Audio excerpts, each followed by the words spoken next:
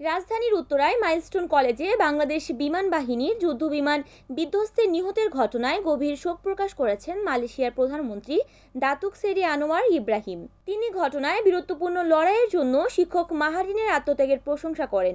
বুধবার নিজের verified Facebook পেজের এক পোস্টে আনোয়ার ইব্রাহিম লিখেছেন, ঢাকায় একটি স্কুলে যুদ্ধবিমান বিধ্বস্ত হওয়ার খবর শুনে বাংলাদেশের মানুষের জন্য আমার হৃদয় ভেঙে গেছে। বহু প্রাণহানি ঘটেছে, যাদের অধিকাংশই শিশু।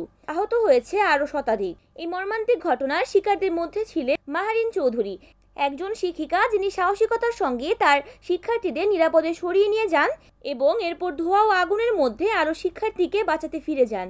তার অসীম সাহস ও আত্মত্যাগ কখনো ভোলার মতো নয়। এই শোকের সময় মালয়েশিয়া বাংলাদেশের ভাই বোনদের পাশে রয়েছে উল্লেখ করে তিনি লিখেছেন, আমি অধ্যাপক মুহাম্মদ ইউনুসকে চিঠি লিখে জানাবো যে আমরা প্রত্যেকটি প্রাণহানিতে শোকাহত এবং প্রতিটি ক্ষতিগ্রস্ত পরিবারের সঙ্গে একাত্মতা প্রকাশ করছি। সোমবার দুপুরে মাইলস্টোন স্কুল অ্যান্ড কলেজ ভবনে বাংলাদেশের বিমান বাহিনীর একটি যুদ্ধবিমান বিধ্বস্ত হয়। এ ঘটনায় এ পর্যন্ত ৩২ জনের মৃত্যু হয়েছে ও আহত হয়েছে ১৬৫ জন। অরণি আক্তার, NAN TV।